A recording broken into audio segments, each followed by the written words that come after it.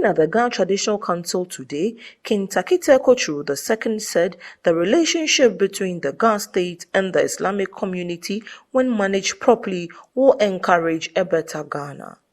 He said it was necessary to ensure that come December 7, 2020, we go to a peaceful election.